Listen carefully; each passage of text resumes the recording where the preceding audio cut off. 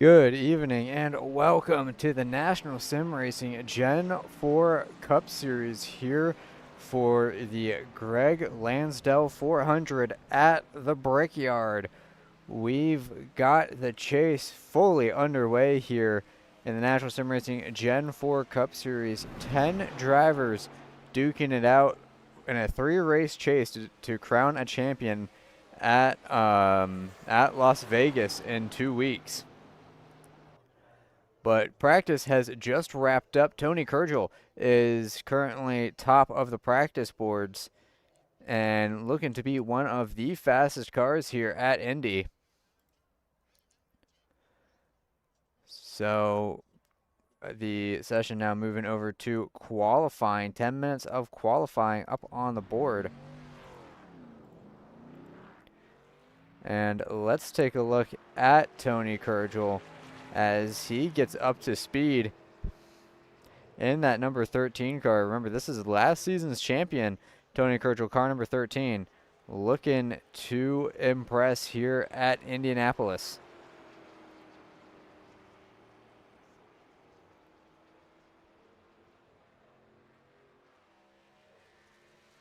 Getting up to speed down the back straightaway here on what is verifiably a rectangle of a racetrack. Very, very low banking here at Indy. So lots of brake being used, and these cars' downforce being put to the test here. Coming out of turn number 4, Tony Kurgel getting ready to start his first lap. I mean, the first car to cross the start-finish line to start his lap. So drivers are going to want to try to keep as low as possible in the corners here and not slide the car too much. There's no banking to really catch the car, so really the fastest way around is going to be as close to the curb as you can get without touching it.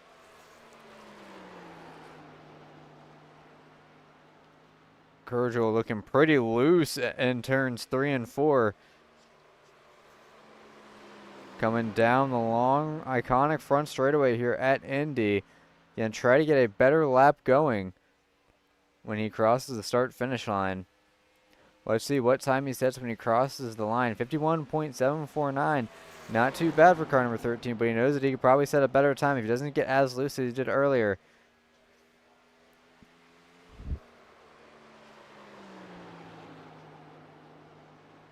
A solid turns 1 and 2. Still a little floaty for the rear end of car number 13. Might have to make an adjustment to counterbalance that.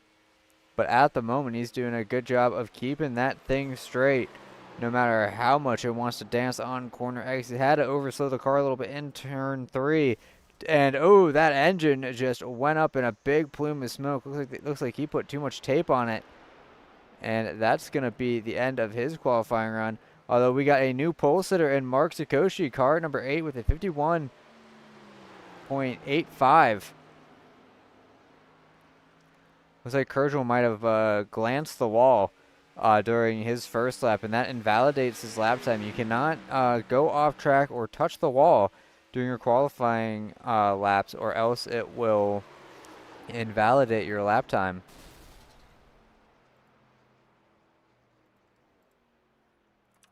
And it looks like that engine has expired on Mark Sikoshi's as well. Looks like they're just trying to do 1-lap qualifying runs to try and extract as much pace per lap as possible.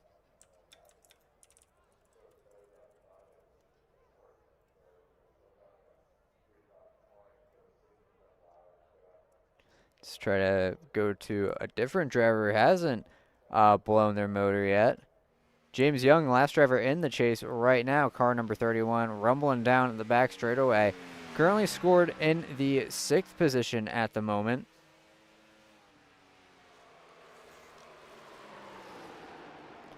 Going through turn 3, went pretty wide, almost got into the wall in 3 and 4.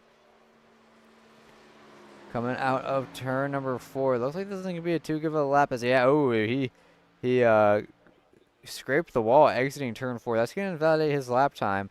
So it looks like James Young's best lap is going to be a 52.9. As Ray Partridge doing his second lap in that very nice looking number 29.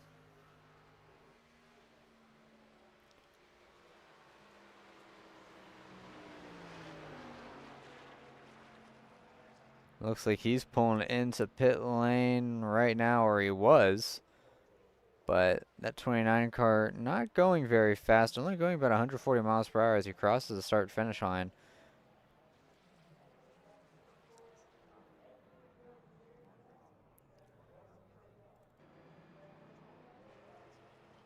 Nicholas Presley in car 94 getting out on track, getting those tires warmed up here.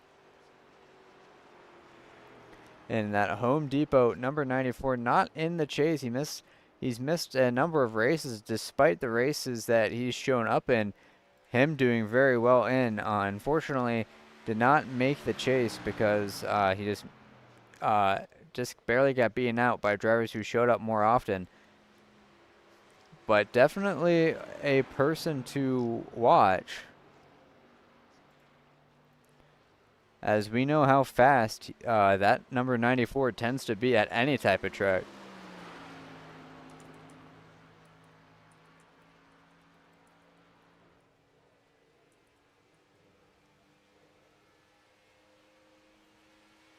So they're coming across the stripe to start his first lap. A little bit loose out of turn 1 into turn 2. Keeping it nice and low, car 94 is. Suspect that if he can do the other half of the track just as well and without hitting the wall, this could be a very good time from car 94, maybe to put him on the front row here at Indy. Nice little entry for car 94, getting right next to the wall. Oh, but he clobbers the outside wall. Might be able to quickly reset the car and get a lap in.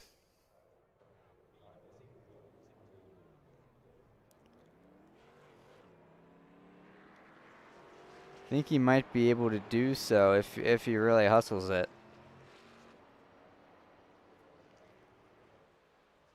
Presley trying to get the tires warmed up on car 94 as quickly as possible.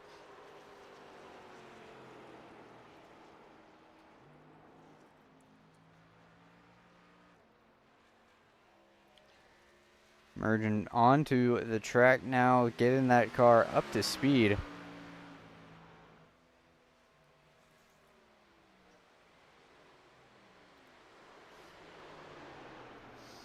And looks like he'll be able to get one more lap in before this qualifying session ends.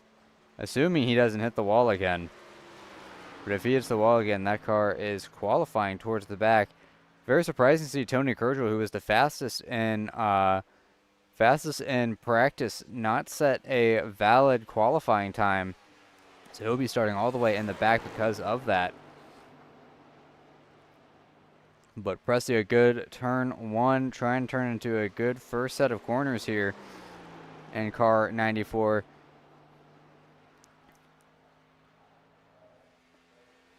Nicely done for turns 1 and 2, rumbling down the long back straightaway here before he has to hop on the brakes for turns 3 and 4.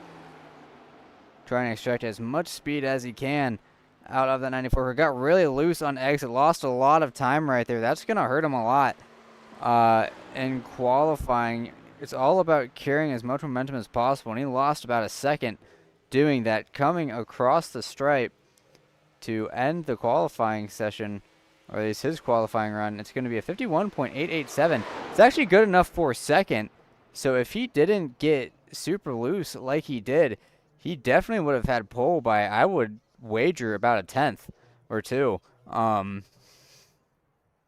maybe even more. That car looked really, really fast, but that little bobble cost him pole position, but at the very least, he's still starting on the front row.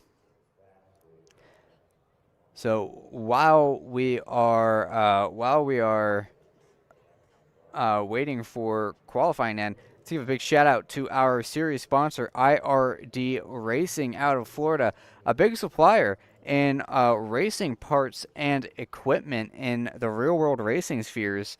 IRD Racing services everything from drag racing to dirt racing to circle track racing to even amateur road course racing. So they're widely known as industry leaders, especially in carburetors and fuel injection, and they're well known for their customer service and superior part quality. So if you're looking to take your real-world racing program to the next level, don't be afraid to hit up the nice people at IRD Racing, 727-967-0189. Their superior parts and customer service is the reason why people call them the king of carburetors. Let's go through your starting lineup real quick to get things underway as cars are gridding right now.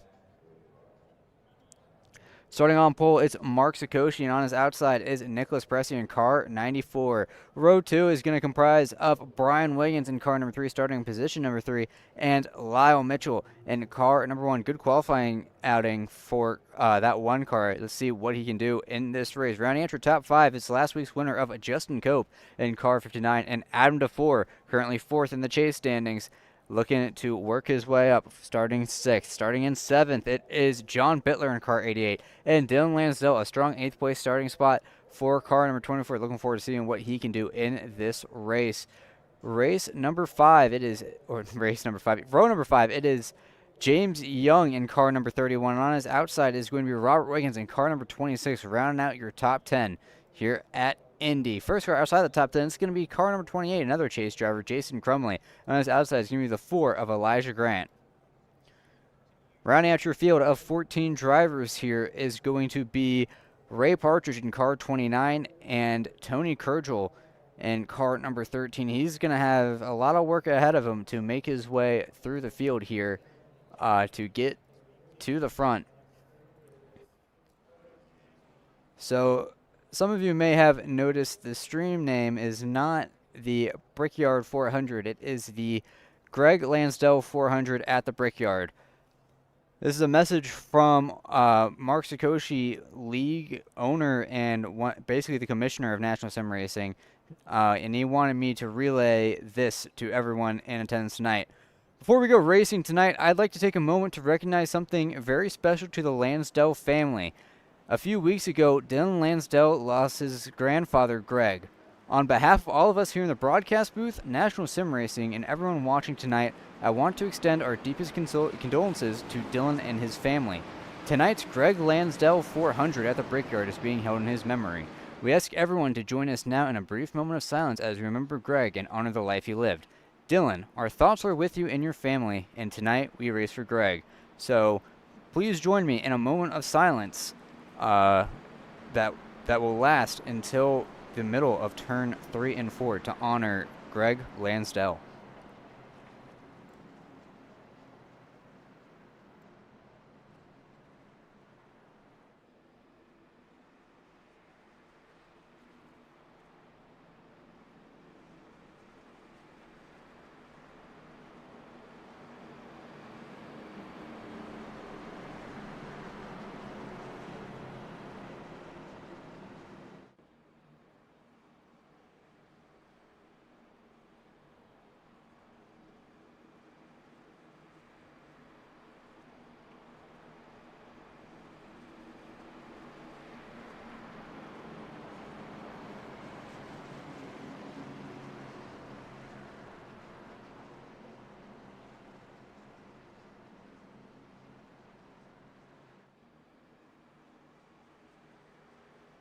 All right, we thank you and joining us for that moment of silence.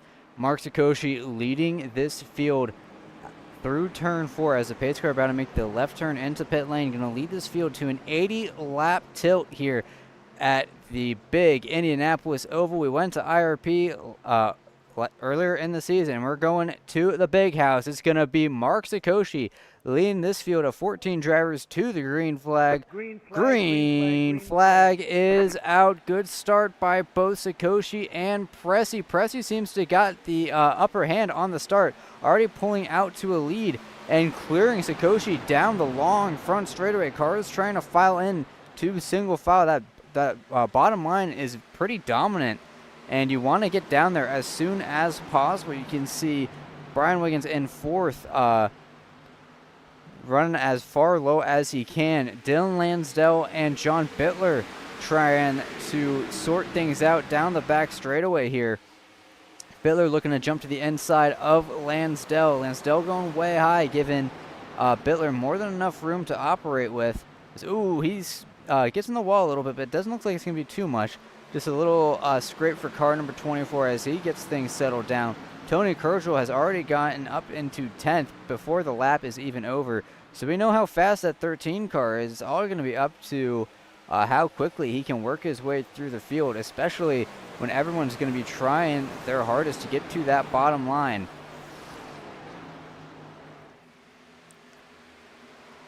Field has already gone pretty much single file right now, as Lyle Mitchell up to third, having a good start. Further in the back, we have a battle for 8th right now. Robert Wiggins looking to the inside of Dylan Lansdell. Lansdell not going to give as much room as he gave to Bittler that time, but both Wiggins and Kerschel both going to weasel their way through to the inside. That's just how powerful that inside line is, and why you want to always be on there. Here at Indy, you really have to set up the person in front of you a couple corners in advance. You got to get the run going, and then you really got to work them over to get to that inside. And I tell you what, that 94 car right now is flying. Fastest lap of the race, just set with no help aerodynamically from like a car in front or anything. 52.765 for Nicholas Pressey, and he's already looking to put a second on Mark Sikoshi. Elijah Grant already in pit lane. Let's get a replay to see what happened to that 4 car, because that front bumper is barely hanging on by a thread. Ooh, that's the wrong standby image. Whoops. But yeah, but it looks like it looks like just a nasty overcorrect from Elijah Grant, going to put a damper in his hopes pretty early on in the going here. But Nicholas Pressey, during that little cutaway, set the fastest lap once again, a 52.699. And still pulling away from Sikoshi. DeFore and Cope having a nice little battle, or not really a battle, more so a drag race down that super long back straight. And DeFore looking to try and work in front of Cope. Just got clear entering turn number 4.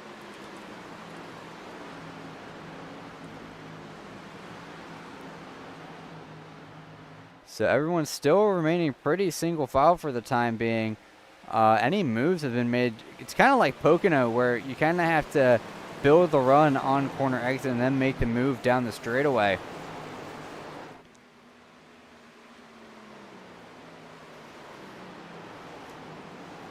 But I'll tell you what, that number 94 is absolutely rapid. It might be the clean air or something, but that number 94 is the only car in the 52-second bracket for lap times. At 52.7 last time for Pressey. The second fastest car behind him was Tony Kerschel, car number 13, who's having to deal with a lot of dirty air in front of that 13 car with a 53 flat. So clean air might be king here at Indy, pretty unsurprisingly. That's how it is in the Indy cars. You really want to get as much downforce as you can on the front end of these cars to have them grip the track as much as possible. You see Justin Cope running a little bit wide in the entry to 1. John Bittler looking to try and close the gap between him and car number 59.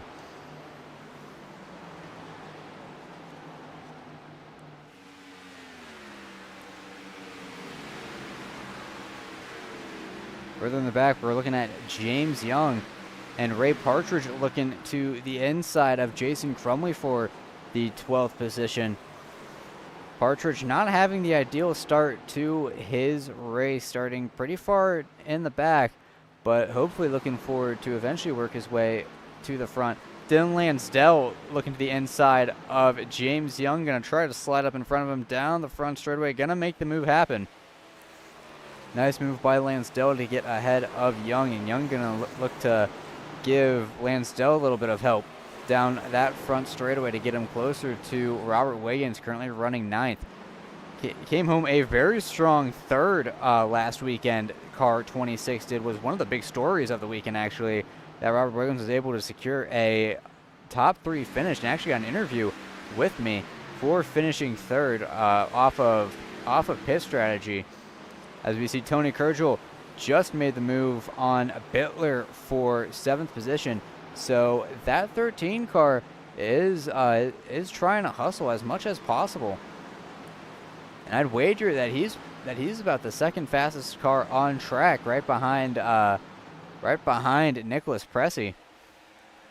Considering how much he's already sliced through the field in 8 laps, he's doing pretty good for himself. But I don't know if he'd have much of an answer for Pressey. We'd have to see kind of how things would shake out if Kurgel is able to get clean air. But being stuck in the wake of these other cars in front is not helping his case out a lot. And Nicholas Pressey has already reached out to about a 2-second lead over Mark Zakoshi. If you look on the roll bar here, that's the distance that Pressey has gained on Zakoshi in literally almost 9 laps right now. Almost 2 seconds in 9 laps. That just shows how fast that number 94 is. But something big about Indianapolis is the effect that it has on tires. So we don't know if that number 94 is just a short run demon or if that pace is going to hold up throughout the entire run. Dylan Lansdell under fire from James Young. Saw Lansdell get a little bit sideways, and you see Young really sliding through the corner there, almost gone to the wall on exit. That car not handling too well. Jason Crumley in pit lane on lap number 8. Looks like some right front damage, so it looks like he might have nabbed the wall. He's going to pull into the pits right in front of Elijah Grant to get some of that damage repaired and a new set of Goodyears on car number 28. Unfortunately, going to put him a lap down as we see the distance that Pressey has put on Mark Zakoshi, Lyle Mitchell, and the rest of the field here.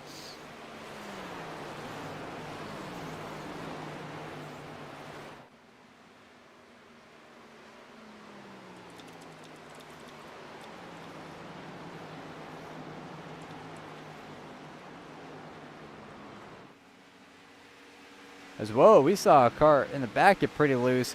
That's Justin Cope. Got really sideways on exit, and that's really going to hurt his momentum down the back straightaway here. That's going to allow Tony Kurgel to get a lot closer and potentially work him closer to picking off another car. He's already almost about to sniff the top 5, currently in 7th right now, car number 13 is.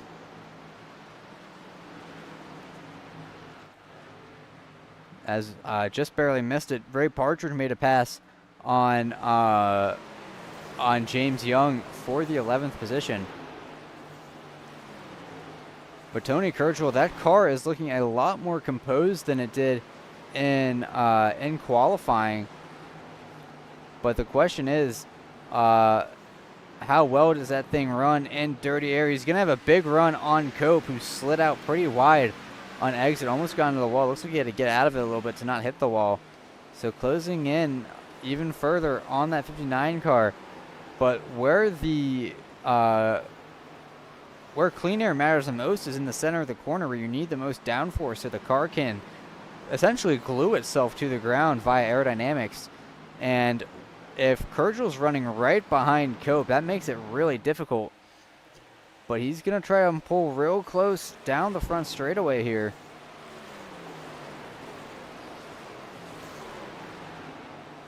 As whoa, Cope get going way high in the corner. That's going to allow Kergel to get even closer. I think Cope's actually just going to lay over and let Kergel by. Classy move by Cope, even with both these drivers being in the chase. Cope realizing that it's probably not worth it to hold up Kergel for that long and burn up both of their tires. So turning Kergel free and allowing him to catch the cars in front. Kergel now 1.1 seconds behind Adam DeFore, who's currently running in 5th. Tell you what, Lyle Mitchell still having a pretty good day in car number 1. Hasn't made any mistakes yet as we go to lap number 13, and still pretty solidly in 3rd. Has a nice gap from him to Sikoshi and Wiggins. So kind of just running his own race at the moment. No need to do anything crazy for car number 1. As the battle in the back still brewing pretty consistently. Dylan Lansdell working on the back end of Robert Wiggins down the back straightaway here, trying to build up a run to dive to his inside. But nothing formulating just yet for car number 24. Still that's car looking mighty loose in the center of the corner, so you might have to be pedaling that thing a little bit to make sure that it doesn't swap ends on him. But he's gonna have a big run coming to the inside of Robert Wiggins. Does he make the move going into turn 1? It looks like he doesn't. He's gonna let off the gas early and hit the brakes to not run to the back of that 26.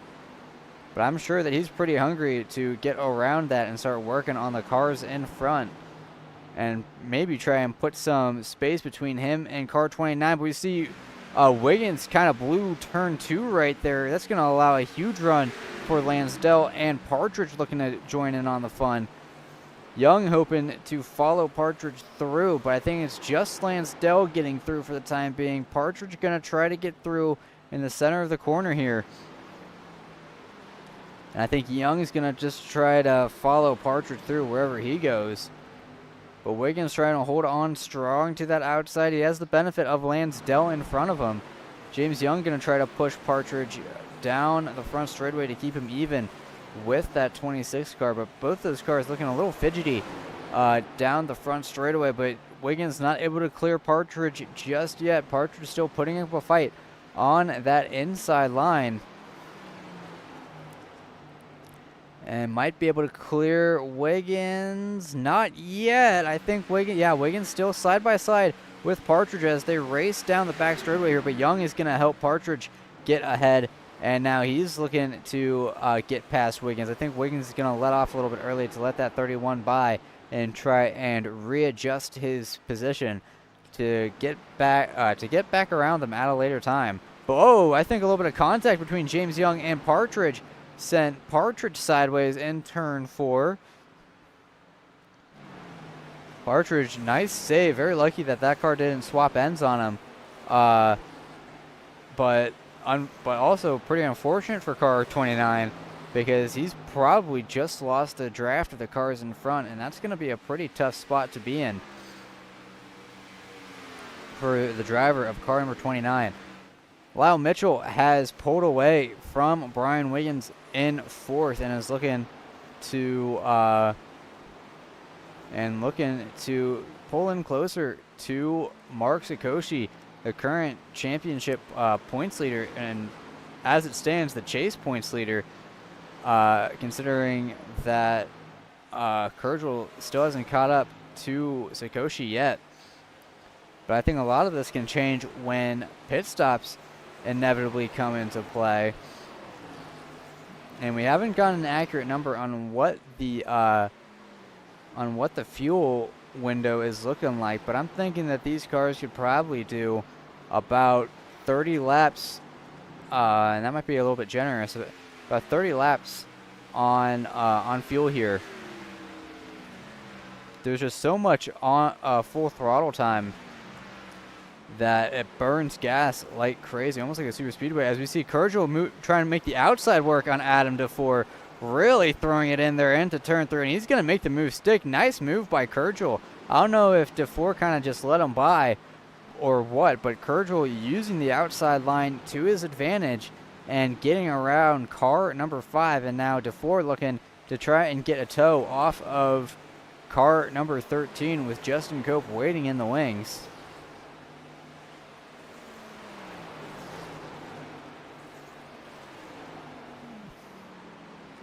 But the gap from first to second now has stabilized a little bit. It was about 2 seconds around lap 10, but now it's only grown to about 2.3 seconds as we approach lap 19. And more crucially, Mark Sikoshi last time by was a little bit faster than Nicholas Pressey. So maybe Sikoshi has a long run car here, and Pressey is that car just fires off very well. And yeah, another fast lap by Sikoshi by about 1/10 of a second.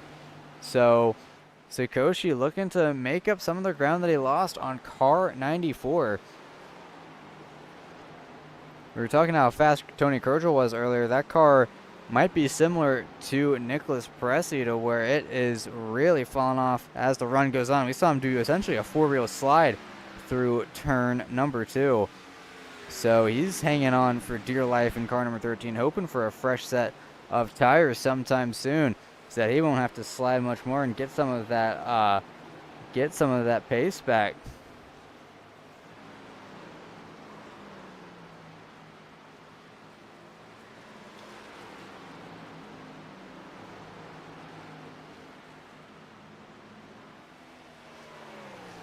But 20 laps in the books here at Indianapolis, and still the Nicholas Pressey show. But starting to step up his times once again. Kind of reversed lap times with Sikoshi. Last time by Sikoshi said an 8.64, and Pressey said a 53.672. So, and then, I mean, in the lap before that, it was almost the exact same lap times except swapped around, where Sikoshi was the faster one. So, kind of upholding the status quo right now for Nicholas Pressey, just keeping that 2.3 second gap. Ooh, a little bit of a wiggle on the exit of turn 4 for Pressey, but able to keep that car clean. And doing a good job of showing how it's done here around Indy. Very interested in seeing when these cars will have to pull into pit lane and how that will affect strategy. But we saw Pressey get a little sideways on the exit of turn 1, so maybe that car is starting to lean towards the free side on corner exit, as that right rear tire might get more and more heated up throughout the run.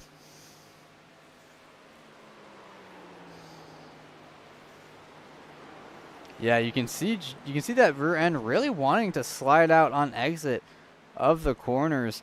Pressey really it looks like he has to back up his corners a lot, so that he doesn't overdrive. Whoa, we saw a big slide from Lyle Mitchell at the top of the screen. But yeah, looks like that 94 car is really struggling with rear grip. That car wanting to come around on him, and Mark Sikoshi might have a car that starts off tight and then kind of gets to a more neutral state as the race goes on. But if there's any weakness that Pressey has shown, it hasn't been very apparent, as he's still maintaining a pretty good gap. We see for 7th right now, Justin Cope and John Bittler doing battle down the back straightaway here. Both these drivers are in the chase as signified by those golden or yellow gold banners and spoilers. That signifies that a driver is in the chase. But we see cars jumping into pit lane right now. That's Justin Cope jumping in. Brian Wiggins is in as well. So they're choosing a little early. I might have been a little bit too generous with my thought of a lap 30 fuel window. Maybe these guys are coming in to try and get the most on a fresh set of tires. But Sakoshi still hasn't chosen to bring into pit lane just yet. But he has brought the gap down by another 10th to within 2 seconds of Nicholas Pressey. I think the grip on car number 94 really starting to go away here as we reach lap number 24. The gap has now shrunk to 1.6 seconds between first and second. And yeah, last time by a 54.5 for Pressey and a 53.9 for Sakoshi. So yes, Sakoshi making up time in droves that last lap. I think if Pressey is really struggling with the balance of this car, it'd be better for him to pit sooner rather than later so he doesn't lose more time to the car behind. But yeah, that car does not look stable at all. He's really having... Oh, and he got on the wall a little bit from the lead. So yeah, that car is really struggling. You can see Lyle Mitchell getting a little bit loose out of turn number 4 again. So Sakoshi with a more stable handling race car definitely making up a lot of time to car number 94. The gap has pretty much been shrunk in half. Tony Kurgel and John Bittler both in pit lane right now. So they're looking to get a fresh set of tires. And maybe the strategy for these guys is to go 25 laps again, and then from lap 50 onwards just try to run it dry and see what it brings to him. But yeah, Pressey gonna dive into pit lane. That's gonna hand the lead over to Mark Sakoshi. As whoa, oh my goodness, you saw at the edge of the shot, Pressey almost hit the pit wall. He was really slowing down, and it looks like the car just danced to the right, almost right in the direction of the pit wall. But now Sakoshi has an important choice to make. Does he try to make it to lap number 30? Or just try to go as far as he can to have less laps to run at the end? Or does he pit right now? As, oh, this is pretty big news. Both Tony Kurgel and Nicholas Pressey got a black flag. I'm not told what for, but I think for Pressey it might have been speeding entering pit lane, considering that car darted to the sideways when he hit the brakes. And maybe for Tony Kurgel it was either speeding or an unsafe exit. But Kurgel back into pit lane. That's going to be huge as, yeah, Pressey currently serving a penalty in pit lane right now. And man, Mark Sakoshi cannot be any happier to hear that news. As, oh, Dylan Lansdell got a black flag as well. It looks like too fast entering since he just entered pit lane. So, it looks like pit speed is definitely a issue for some of these drivers. But Nicholas Pressey has now cleared his black flag. But the thing is that he's a lap down now. Granted, that will probably change when Mark Sakoshi jumps into pit lane, because the pits here, it takes about 50 seconds to get through pit lane. And now Mark Sakoshi coming to lap number 28 is going to head in. Lyle Mitchell follows him in as well. It's like both of those drivers got in relatively cleanly. And now Partridge still staying out. It's like he's gonna try and lead a lap here if he can get to the start-finish line before Sakoshi. I think he might have been credited with leading that lap. So lap 28 out of 80 in the books right now, and your leader is Ray Partridge, trying to looks like he's trying to stretch it to lap number 30. But he's losing a lot of time by staying out. since he just does not have the grip compared to a fresh set of tires.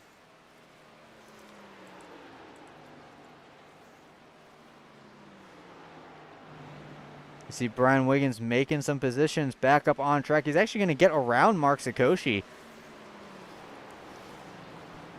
So Wiggins and the people who pit earlier strategy starting to pay off just a little bit. Oh, that's not Justin Cope. I'm sorry. That was Jason Crumley right behind Sikoshi. I thought that was Cope for a second. Very similar looking cars from this vantage point.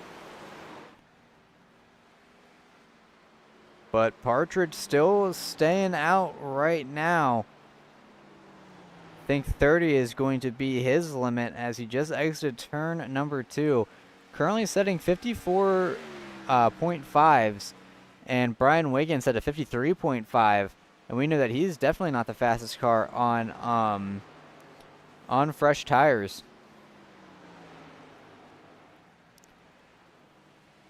But both Pressey and Kurgel getting a pit lane penalty kind of makes things a little bit more interesting, because that puts them in a battle for position right now.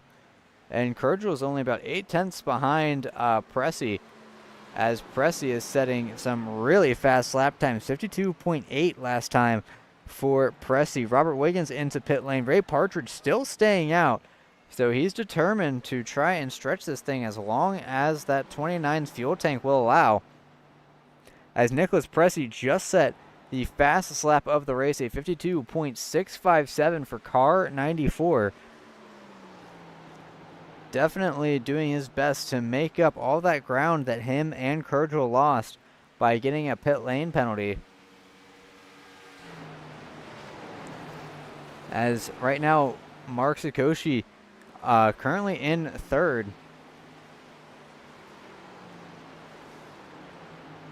I think he's definitely trying to save up his stuff a little bit longer to have a little bit more speed towards the end of, towards the middle and end of the run.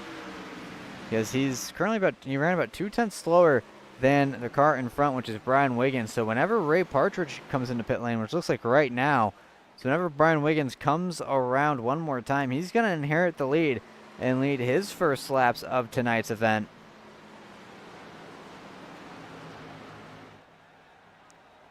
See a little bit of a gaggle of cars at the top of the shot. Elijah Grant lapped and just trying to run some laps right in front of Lyle Mitchell and Dylan Lansdell.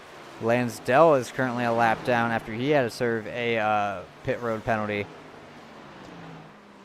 But now Nicholas Pressey and Tony Kurgel are back on the lead lap. Granted, they are 34 seconds off of the leader.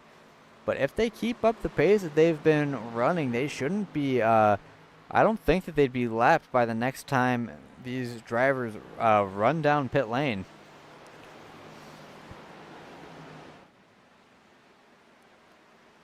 But right now, Brian Wiggins enjoying around a 2.5 second gap over Mark Sikoshi.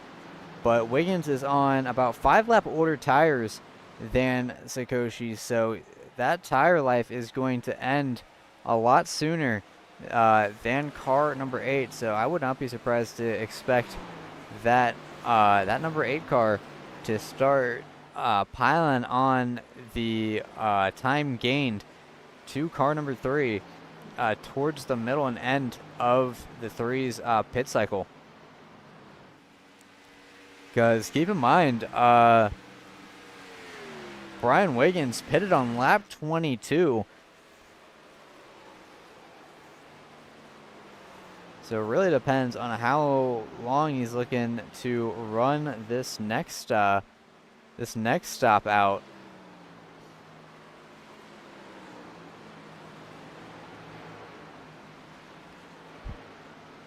You see Lyle Mitchell currently in third. A great drive for him, as a lot of this field is pretty spread out at the moment. So why not take a good opportunity to crank it up for a second?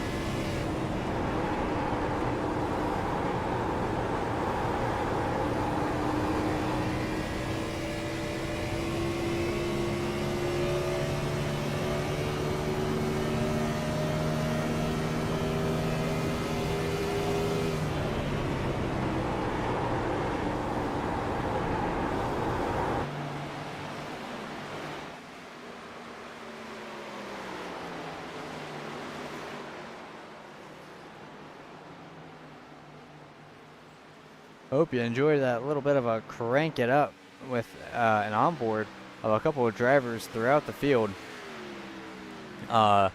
See what a lap around Indy is kind of like. 12 degrees of banking is just not a lot when you think about it. Might have been quite the amount in 1902 whenever this track was made. I believe it was like the late 1900s.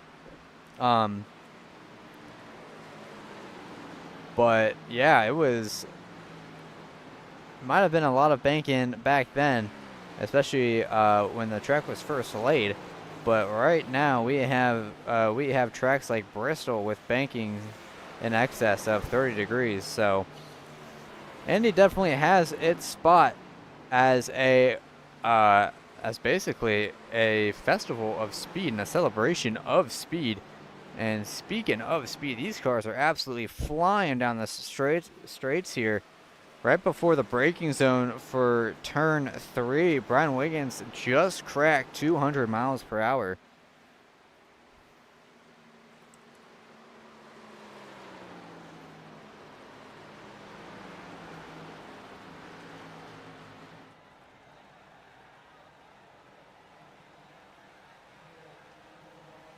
But everyone pretty strung out at the moment, with Brian Wiggins enjoying a 2-second lead over Mark Sikoshi right now as we approach the halfway point in this race.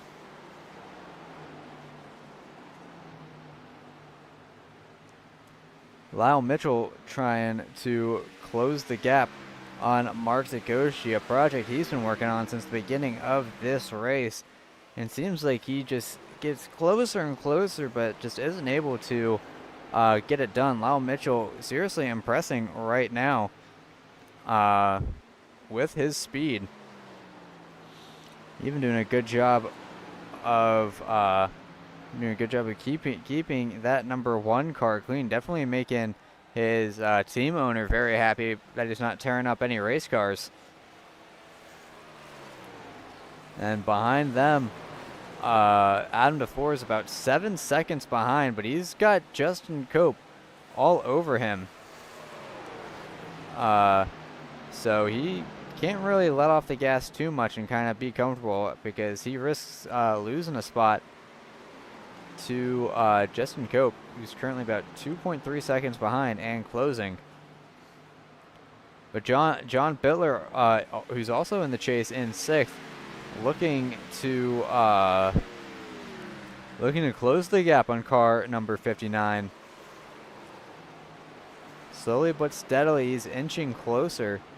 And about 5 seconds behind Bittler, it's James Young, who's having a very quiet race in the 7th position. A good run for car number 31.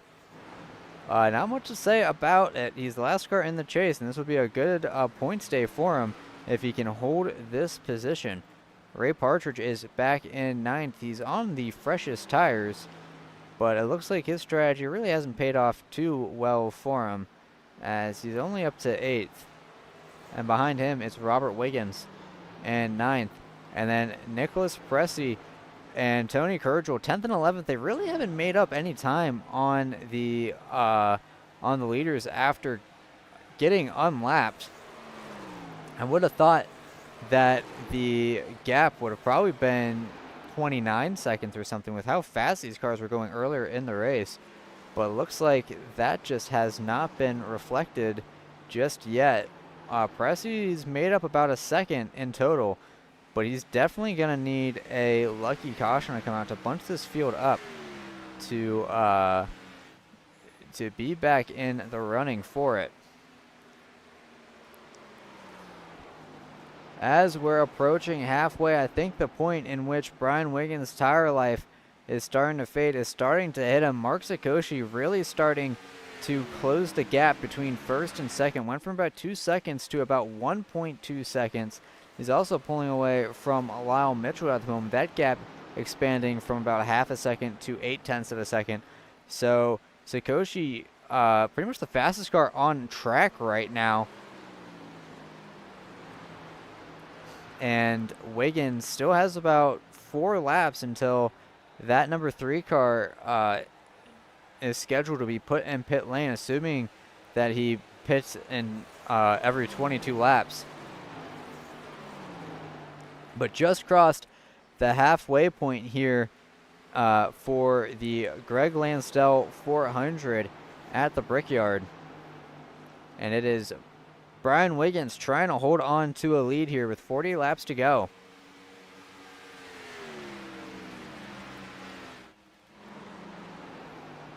Further in the back, John Bittler has made up a lot of ground on Justin Cope. Cope's car not handling 100% up to snuff.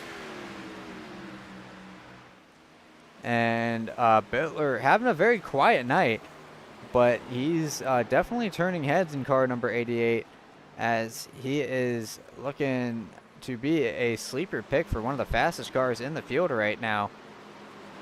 If he can just keep this race going, he will have a nice solid top 5. Yeah, he's even got Justin Cope moving out of his way.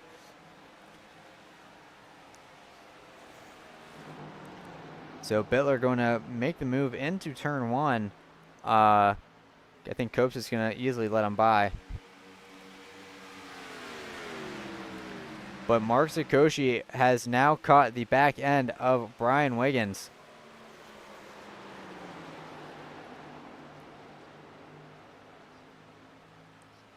And now the question is, when does Wiggins jump into pit lane? Does he go a couple laps early? Or is he going to try to stretch it so that he can make it on fuel with only one pit stop? Because now Sikoshi looking to bust a move on Wiggins. Not able to do it in turn 1 just yet. And Lyle Mitchell is desperately hoping that Wiggins and Sikoshi hold each other up a little bit. As you see, Wiggins scraped the wall a little bit, trying to widen out that entry to turn number 2 so we can get a better exit. But like I was saying, Lyle Mitchell is probably really hoping that these two drivers hold each other up a little bit so that he can insert himself into this battle. Looks like that's exactly what's happening. Sikoshi's having to brake a lot earlier to get lower, to get a little bit of air on the front end of that car so it can get more downforce. Clean air is so important here, but it's not going to matter if the car behind you is getting a huge run. Here comes Sikoshi looking to the inside of Wiggins entering turn 1. Not gonna act on it, even though he had a huge run down the front straightaway. That's going to slow him up a lot. And here's Lyle Mitchell looking to make this a 3-way battle for the lead.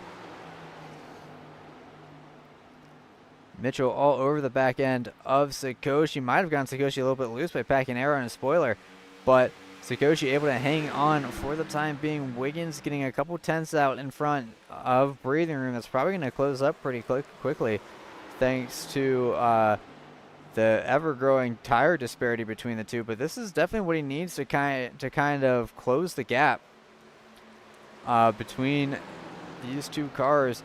And yeah, he's still staying out, so he's definitely shrinking the tire difference. But a big run from Sikoshi using the draft. He's going to look to the inside of Wiggins coming into turn 1. Wiggins is going to really pinch him down low to try and force him to give Sikoshi not playing ball. Side by side through turns 1 and 2.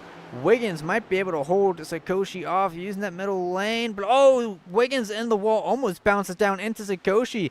Both Sikoshi and Lyle Mitchell having to take evasive maneuvers from that 3 car as he really sent it into turn number 2. I don't see any damage on car number 3. Hopefully that didn't knock the toe out. But definitely an overzealous move. And if I was Brian Wiggins, I would pit right now. You've already reached the amount of laps that you did last time by. Might as well try and seal the deal. But now Lyle Mitchell hounding the back end of Mark Sikoshi for the lead. And both these drivers starting to pull away from that 3 car now that they're on better tires and have the benefit of clean air. Sikoshi seems a little bit better on corner exit than Lyle Mitchell. Looks like Mitchell slides the car a little bit more, and that's just making it unhappy. and kind of killing his momentum a little bit. Lyle Mitchell gets in the wall in turn number 3. Don't know what happened there, but he's going to lose a spot to Wiggins.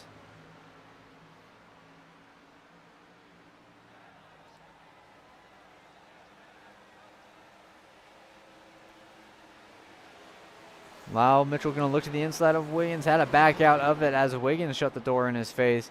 Now both these drivers about 1.5 seconds behind Sakoshi. And pit stops should be opening up sometime soon.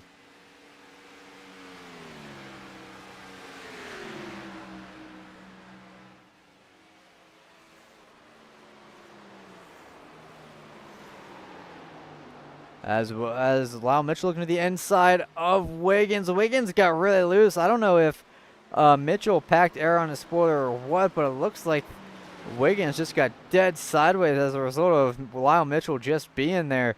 Both these drivers slowing each other up a little bit behind Mark Sakoshi as Lyle Mitchell trying to find a way around that 3 car when the bottom line is just so dominant here.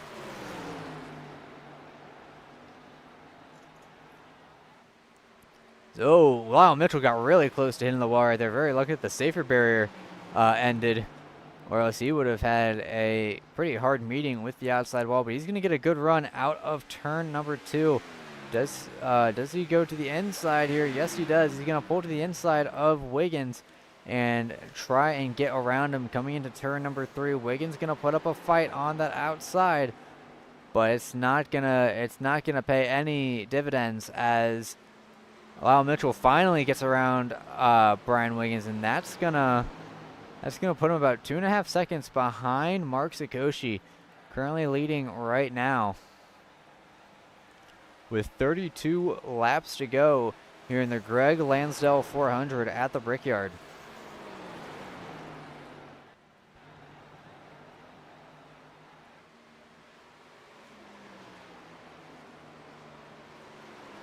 You can see the tires really starting to fade away from Wiggins as car number 1, Lyle Mitchell, starting to get farther and farther away from that 3 car. I think with 30 laps to go, that's when we'll see this 3 car come into pit lane.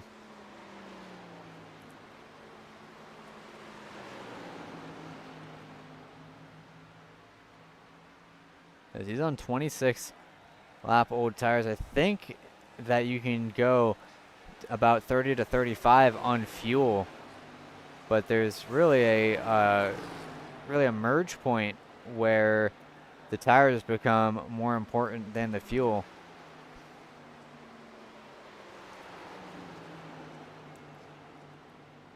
But outside of this little battle for a second between Wiggins and Mitchell, everyone very spread out by over a second or more.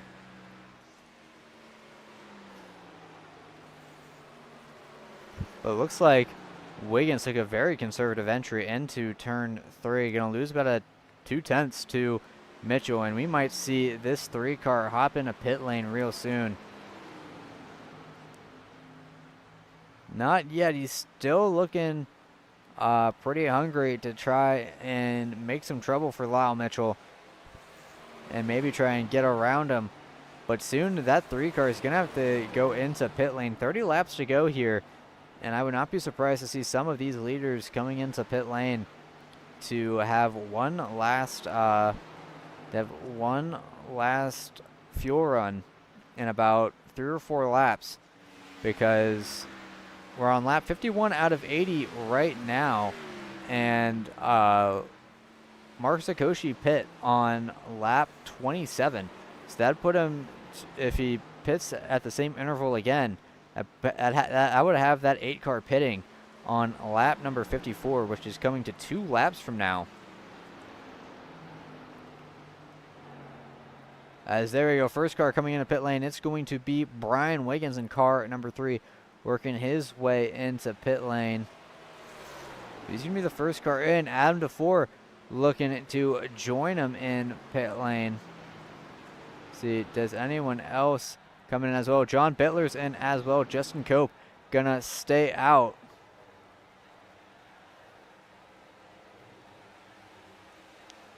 So 3 cars in on the lead lap in pit lane on lap number 51. John Bittler, Adam DeFore, and Brian Wiggins. So now Lyle Mitchell doesn't have to worry about Wiggins around him. But now he has to worry about trying to catch your chase leader of Mark Sikoshi in car number 8. He's currently about 2.5 seconds behind, but it looks like both Sikoshi and Lyle Mitchell diving in a pit lane on lap number 52. Do we see Justin Cope hop into pit lane as well? He pit last time with Brian Wiggins on lap 22. So yeah, it looks like he's gonna dive into pit lane. And that's going to leave Ray Partridge, who's also going to go into pit lane. Oh, he has to really slow it down. Oh, and that's a speeding penalty for Ray Partridge. Too fast entering for car number 29. That was a little bit interesting because he stayed out for so long. And I would have thought that he would have tried to stay out a little bit longer. But for the first time since the first round of pit stops, your leader is Nicholas Pressey, who is due to come into pit lane at any time, really hoping for a caution so that he can get bunched up with the field again and have a go at the leaders again. But that has not happened just yet. Brian Wiggins cycles out in front of Lyle Mitchell, but about 3 seconds behind Mark Sikoshi up the road. So Lyle Mitchell did not have that great of a pit stop. It was about 1.6 seconds slower than Sikoshi through pit road.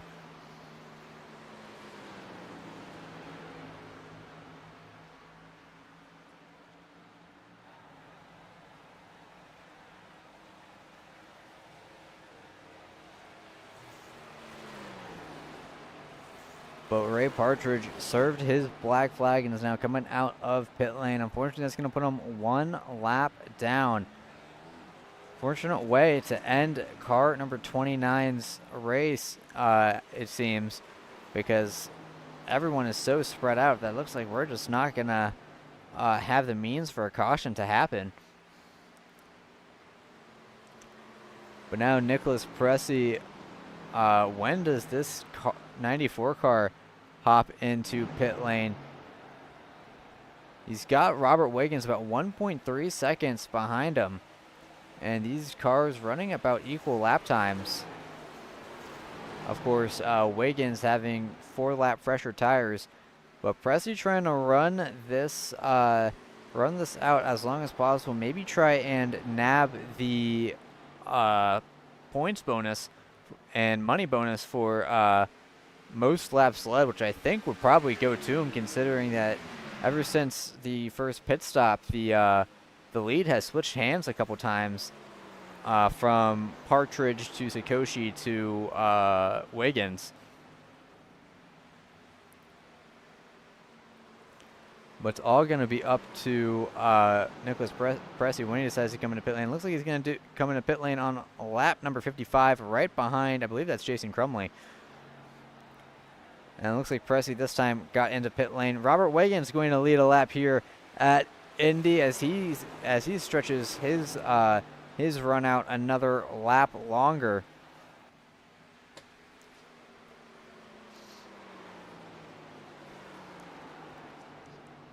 So Wiggins about 7 seconds ahead of Sikoshi right now, but he's due into pit lane anytime with 25 laps to go.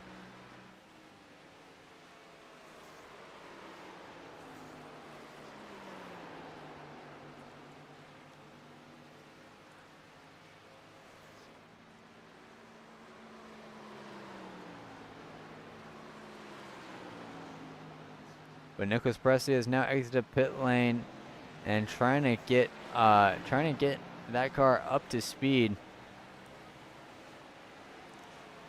Currently about 40 seconds behind Robert Wiggins right now, but he's going to be about 34 behind. Maybe about 34 behind Sikoshi whenever Wiggins comes into pit lane.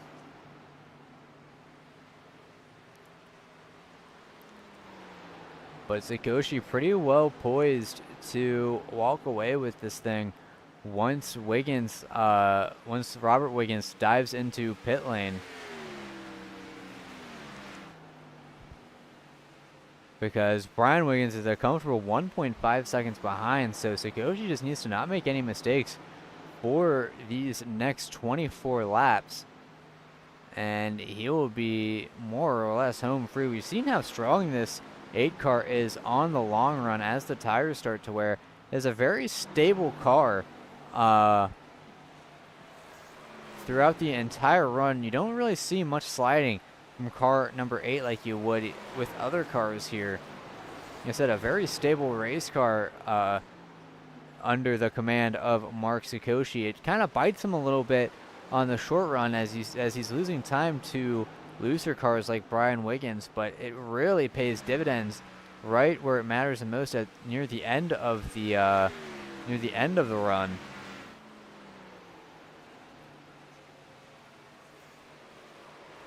Because right before the first pit stop, we saw him get really close to Nicholas Pressey, and then him work around Brian Wiggins.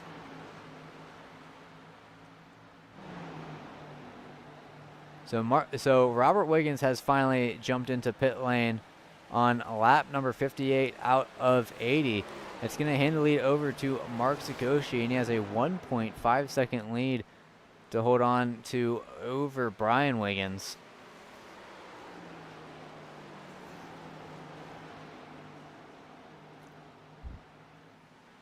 And a new fastest lap of the race has been set by none other than Nicholas Pressey, a 52.543 for car 94.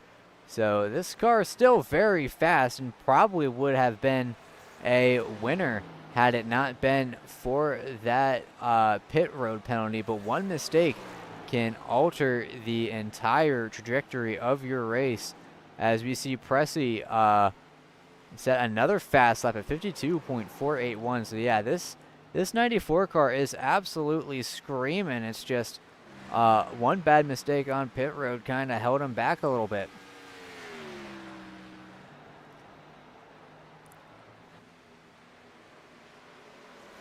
And you know what, for good old time's sake, everyone's pretty spread out. Let's get a roll bar shot of Lyle Mitchell and do another crank it up here with 21 laps to go at Indy.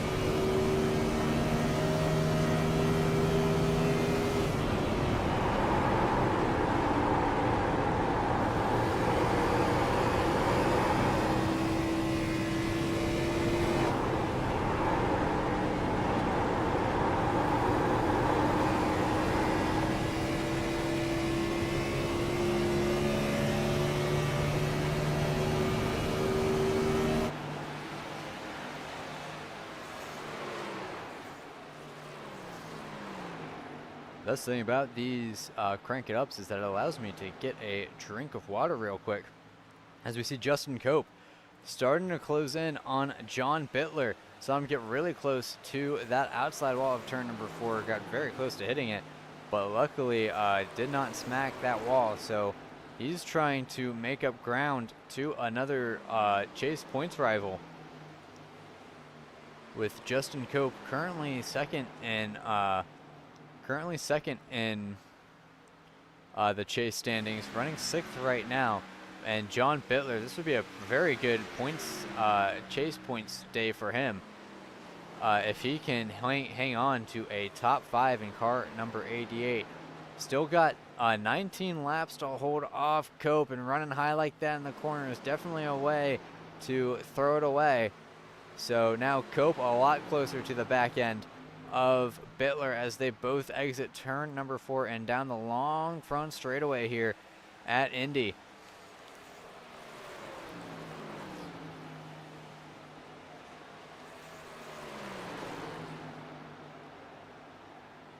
Both Bittler and Cope pretty much running about the same line, but Cope gets the ball. That car is really twitchy, it seems, on exit.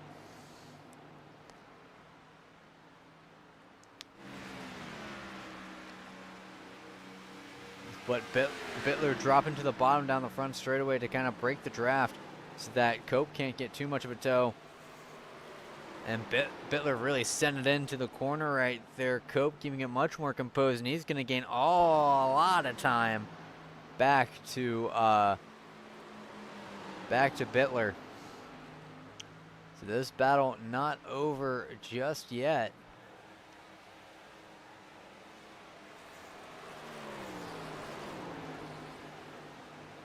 As Cope not close enough to make a move on Bittler into turn 1, but definitely filling up that rearview mirror of car number 88. And Bittler really wanted to hang on to a top 5 finish here at Indy. He has a very good car under him, and he's trying to break the draft to Justin Cope like it's the last lap for the win at the Indy 500. And it's kind of funny, he actually led Justin Cope into the wall a little bit as Cope tried to mimic his moves to get as much tow down the straightaway as possible.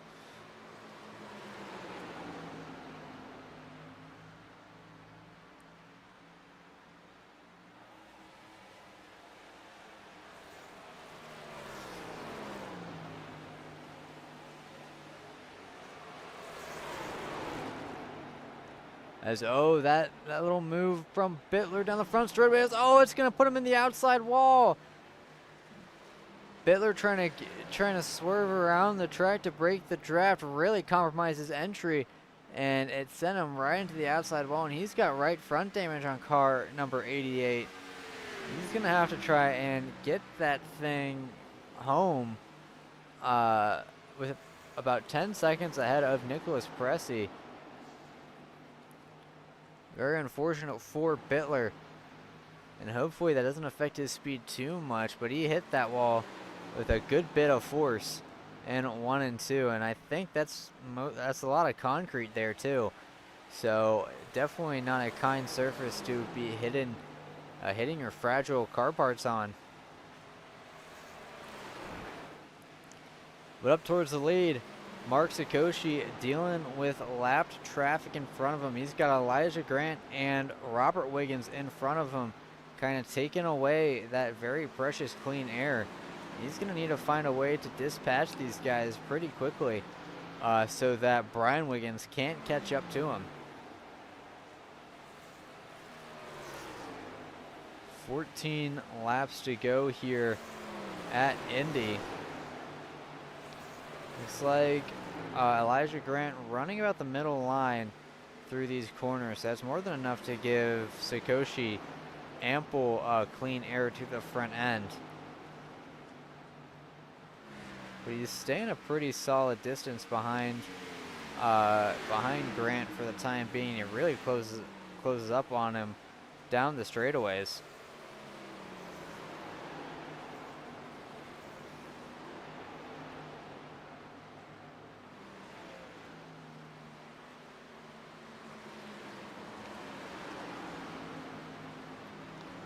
Let's go through your field a little bit. Mark Sikoshi currently leading, and then in second it's Brian Wiggins in car number 3.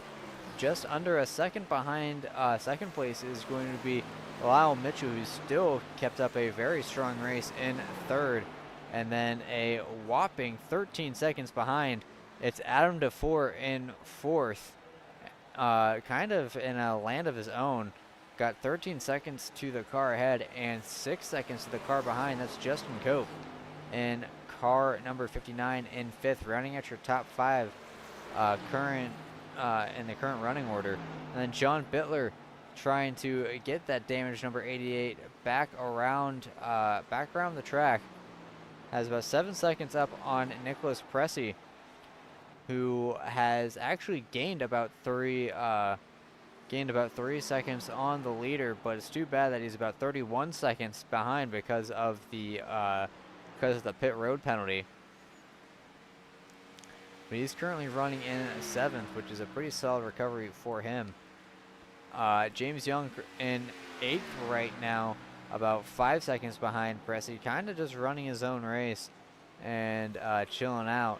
He's got about 5 seconds on Tony Kurgel, car number 13, running in 9th. Kurgel just hasn't had the speed to match with Pressey, and that pit stop error really cost him. And then Robert Wiggins in 10th right now, about 7 seconds behind Kurgel, and more or less running his own race. Lost a lot of time since he stayed out for so long, but also allowed him to lead some laps, and he's right in front of Mark Sikoshi. You can see at the edge of this shot. And then it's Ray Partridge, first car 1 lap down in 11th, then Jason Crumley 7 laps down, and Elijah Grant 12 laps down, right behind your leader Mark Sikoshi.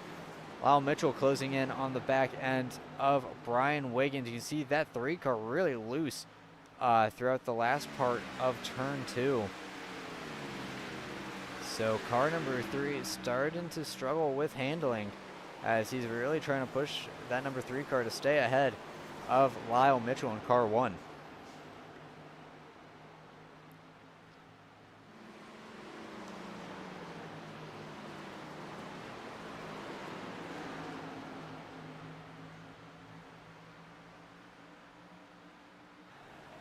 Lyle Mitchell trying to get a big draft off the back end of Brian Wiggins down the front straightaway.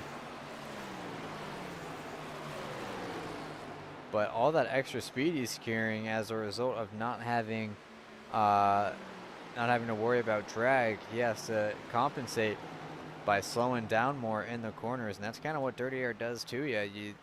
You lose the downforce and you're going faster, so you have to adjust for that speed difference.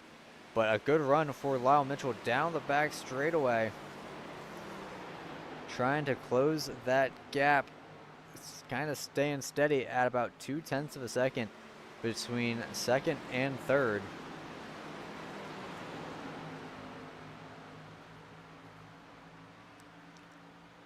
As a good corner by Brian Wiggins allows him to hold on to second right now. You see Mark Sikoshi looking to the inside of Jason Crumley with 9 laps to go. Crumley gonna let Sikoshi by. But now Wiggins is gonna have to deal with Elijah Grant and Lyle Mitchell. Kind of in an unfavorable sandwich, but real sideways out on exit for Wiggins. That's gonna compromise his exit speed a lot. Mitchell gonna look to the inside of Wiggins as Wiggins tries to block as hard as he can to try and prevent that from happening. Mitchell to the inside of car number 3 for second place. And now Mitchell gonna try to get the move made on Wiggins. Wiggins still hanging on to his quarter panel, but Mitchell's gonna get clear of Brian Wiggins and move into the second spot. Coming to 8 laps to go for car number 8, Mark Sikoshi, leading the way by about 2.2 seconds over Lyle Mitchell.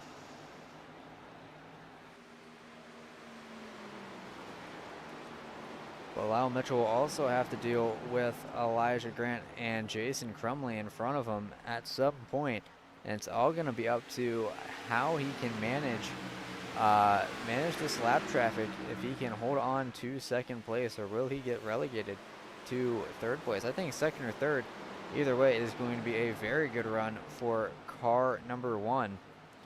But I think it would be all the more sweeter if he can get a second place while running very competitive times with Mark Sakoshi and Brian Wiggins.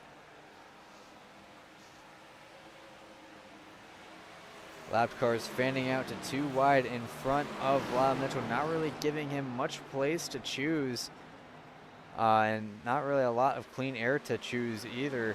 Kind of has to just sit on the inside, and he went on the apron a little bit. Very interesting line from Lyle Mitchell to take as he got really loose on exit. Wiggins gonna get around Crumley, so they got around 1 lapped car. But they still have to deal with Elijah Grant in front of them. Ooh, Grant looks like he was letting Mitchell by on the outside, and I thought that Mitchell was almost about to track up into Grant and bring out the first caution with 7 laps to go.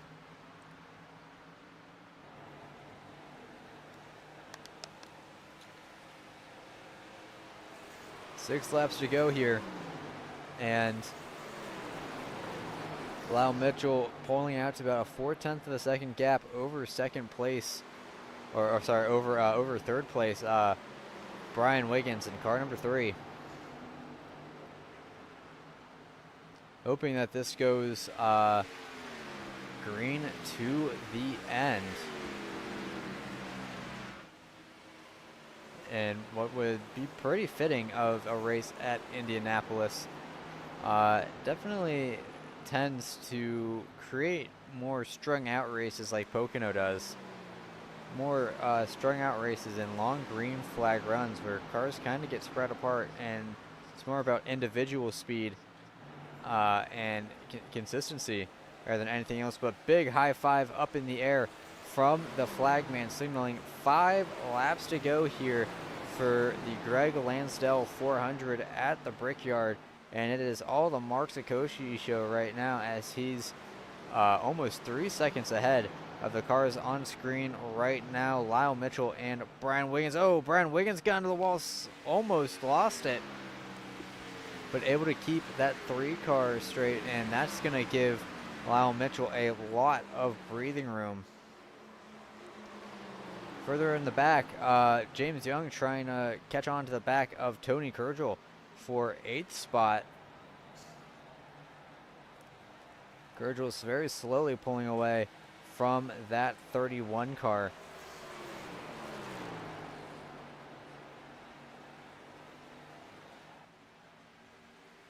Four laps to go. We see Kurgel get in the wall a little bit as he tried to widen his entry into turn 2. Very easy thing to do. You don't realize just how easily that wall can creep up on you.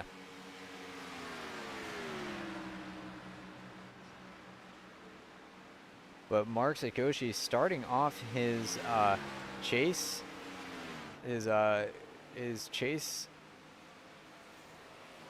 with a bang, pretty much. I mean, I would say that he got the best possible circumstances with the other 2 cars as competitive as him, getting pit lane violations. So he was pretty much almost uncontested outside from when Brian Wiggins jumped him in pit lane. But even then, he was able to get past Wiggins off of pure pace alone. And really showing that with all of these circumstances, it really is no joke that he is the leader. With a 2.6 second gap over Lyle Mitchell. He's just got to bring it around 2 more times once he crosses the stripe to claim a victory at the Greg Lansdell 400 at the Brickyard.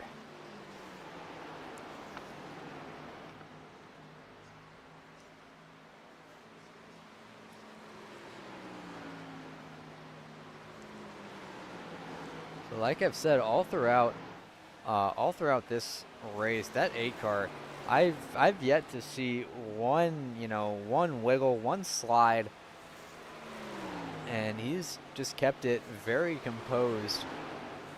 Let's get an onboard shot with him.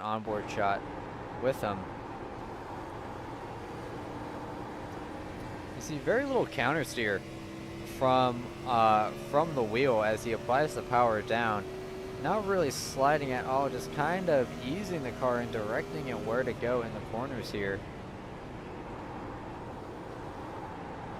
A very well handling race car, this car number 8 is. And just very gentle movements to guide this car through the tight corners here at Indy. And I mean, that car isn't even getting loose at all like the other cars are. But white flag in the air for Mark Sakoshi, 2.5 miles around the Indianapolis Speedway to try and claim the Greg Lansdell 400 to start off his chase on the best possible foot. Starting off as the leader, tied in points with Justin Cope, who's currently running in 5th. So he's going to have a leg up on the entire field here when we go to Martinsville next week. But coming through turns 3 and 4, just one more corner. He doesn't need a J.R. Hildebrand it, taking it nice and easy. Mark Sakoshi is. He's got a 3-second lead. He's allowed to do that. Mark Sakoshi going to come down the long front straightaway here at Indy and take victory in the Greg Lansdell 400. Was his to win ever since the pit road violations from Tony Kershaw and Nicholas Pressey early in the race on the first pit cycle, and he did not look back ever since then. Nice win for Mark Sakoshi, and waiting for drivers to cross the start-finish line.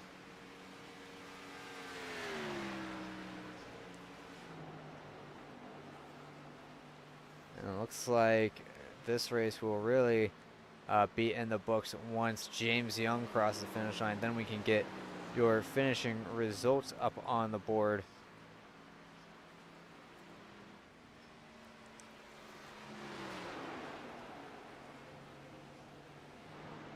All right, so as Mark Sakoshi starts to slow down and gets ready to do celebrating, let's do your finishing results here for the Greg Lansdell 400 at the Brickyard. Mark Sakoshi comes home with the win, and Lyle Mitchell with a very strong second place. Very good race from car number 1. Looking forward to interviewing him. And then Brian Wiggins in car number 3, rounding out your top 3 finishers here at Indianapolis. Adam DeFore, a very quiet race for car number 5. Didn't talk about him much, but didn't have a need to. Just a calm race and a solid points day for the driver of that 5 car. Justin Cope comes home in 5th in car number 59. Good run for him. Nicholas Pressey recovers from that pit road violation as one of the fastest cars on track to come home in 6th. John Bittler in 7th. Wasn't able to hold off Pressey after getting that damage while fighting Justin Cope. Tony Kershaw looks like he just was not able to have the speed that Pressey was having, and he's going to come home 8th. James Young, car number 31, coming home a quiet 9th, and Robert Wiggins rounding out your top 10, 1 lap down. Then it's going to be Ray Partridge in car number 29 and Jason Crumley, car 28, 11th and 12th respectively.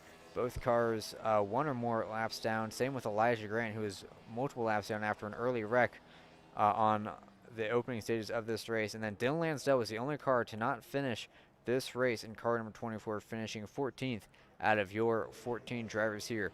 Don't go anywhere. We still have post-race interviews to do, so please stand by.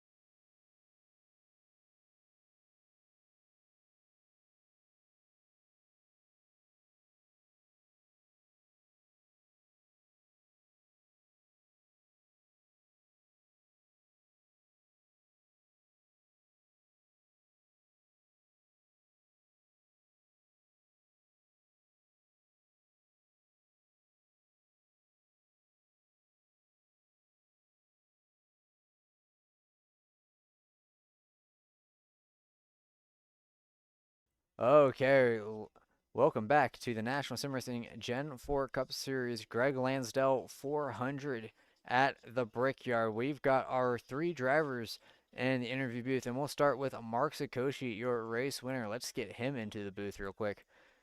Coming home with the win, it's Mark Sakoshi in car number 8, starting off his chase with a bang. How you feeling after this pretty long race here at Indy?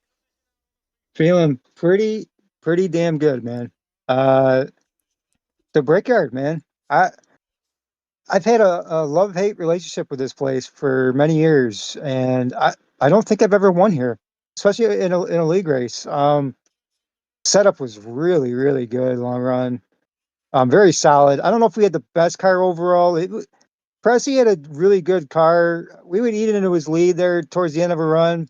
It would have been interesting to see if we could have done something with him there, but I heard he got a penalty on pit road. So, yeah, we just had to maintain what we were doing.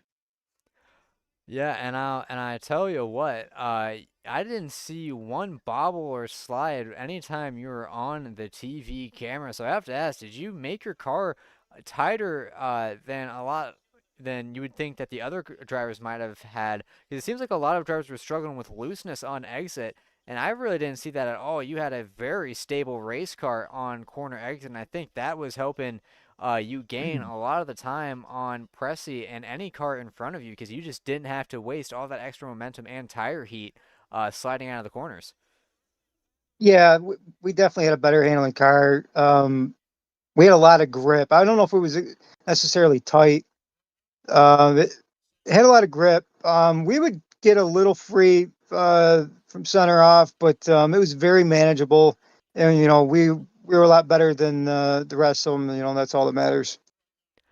So, since you started as the championship chase leader, tied with Justin Cope, and then you won the first race of the chase, how are you feeling about your upcoming two races at Martinsville and Las Vegas to try and claim a National Sim Racing and Gen 4 Cup Series championship for yourself? Anything can happen in the next couple of races. Take it one race at a time. Them guys are there's a lot of heavy hitters in the league. Any one of them can win, and that are in the chase. So it's not going to be easy. We don't take this for granted. Um, Man, it's been a little while since we got a win on an oval. Man, that Brickyard, man. After the controversy with Darlington last season, I mean this feels pretty good.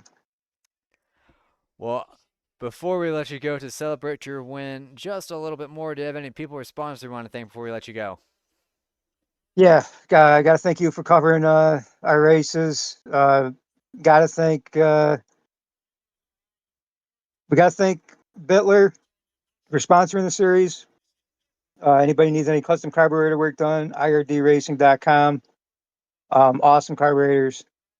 Um, Got to thank my teammates. Shout out to Lyle. He had an awesome run tonight. At times he looked like he was a little better than I was. Um, Got to thank everybody out there that watches us every week, friends and family of the league. Got to thank all of our drivers for showing up each and every week. Um, yeah, this was awesome. All right. Well, that Oh, is and also I want to say one more thing. Thoughts and prayers are with Dylan Lansdell and his family. all right. Well, that's Mark Sakoshi coming home a very strong start to his chase with a win here at the Brickyard. We look forward to seeing what you can do next week when we head to quite the different track at Martinsville. Thanks, Garrett. See you next week. All right, and coming home in second, it's going to be someone you probably haven't seen me cover before in an interview. It's going to be Lyle Mitchell in car number 1. Let's get him into the booth. Lyle Mitchell coming home in second place. A great run for the driver of car number 1. How you feeling after a second place run here at the Brickyard? I can't complain. I mean, hey, I came in here looking for a top 10, top 5 finish after last week getting wrecked out. I mean, can't complain about a top 2 or top 3 finish. So, were you expecting to have this kind of speed for second place? I was pleasantly surprised by your qualifying speed, qualifying within the top five, and you finally had a race come together for you, and it resulted in a second place finish. Do you think anything else could have gone differently for you to be holding the Brickyard 400 trophy instead of Mr. Sakoshi? I mean, I didn't know I had this top 2 speed. I knew I had this top 5 speed. We practiced most of all day today and all week. We knew we had the setup. We knew we had a long run speed. I'm happy for my team owner. Team owner, he's in the chase. He deserves it. I'm happy with second place finish.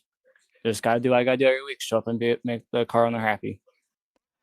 So we saw quite the handling difference between you and Sakoshi. Sakoshi had a very stable car. Looks like you were really struggling with grip on the exit of the corners. You were sliding quite a lot. Was the car really that loose? Was it that much of a handful on exit?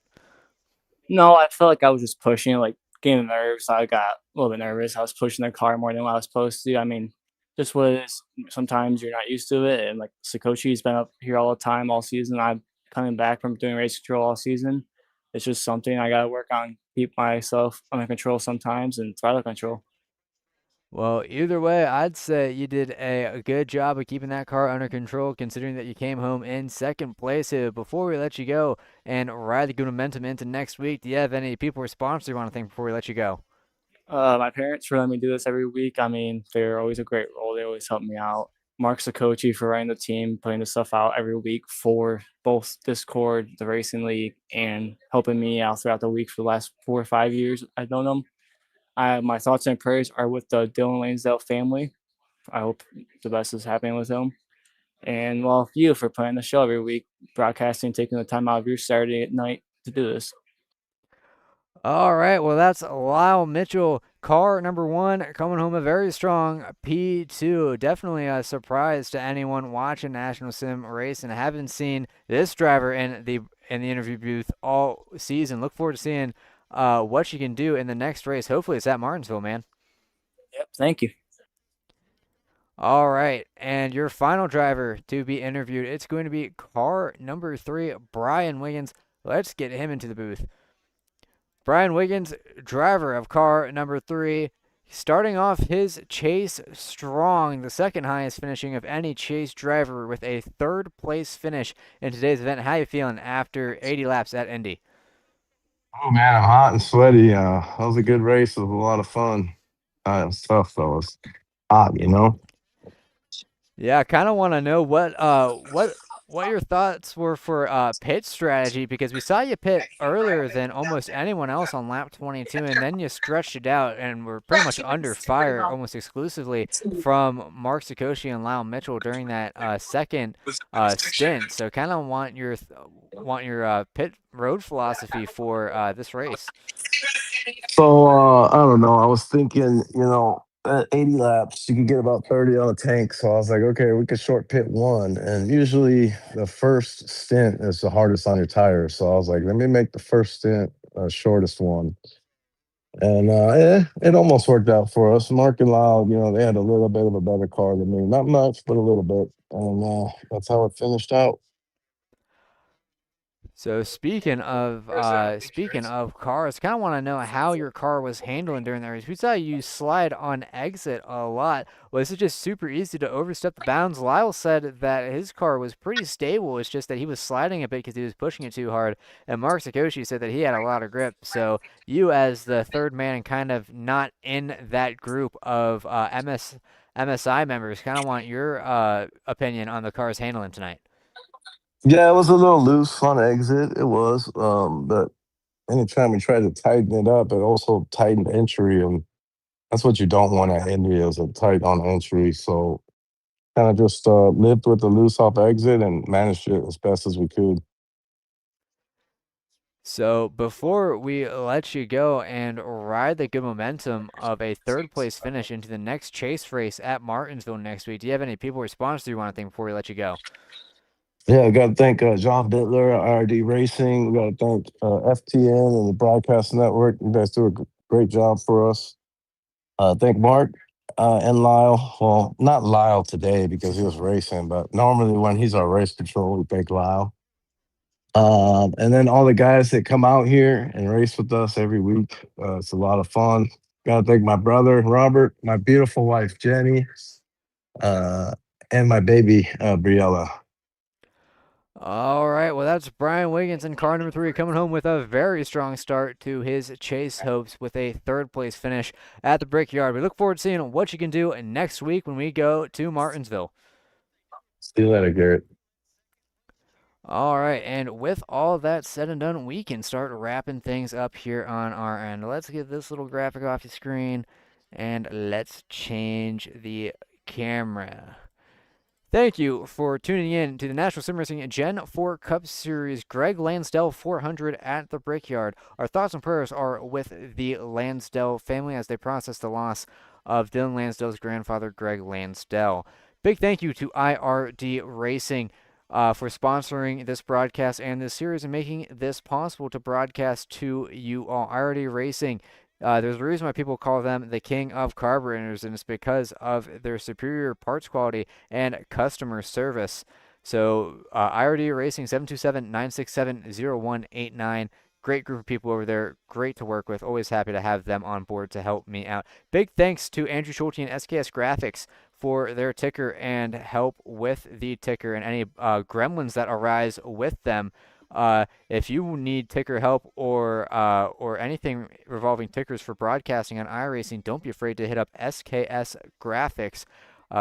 Great to work with, and they make great stuff like this beautiful ticker that you've seen. And most of all, thank you for watching. You're watching Fireball Talks NASCAR. Next weekend, Saturday night, we will be going to the short track of Martinsville in Virginia. Look forward to seeing you there as the second round of the chase unfolds.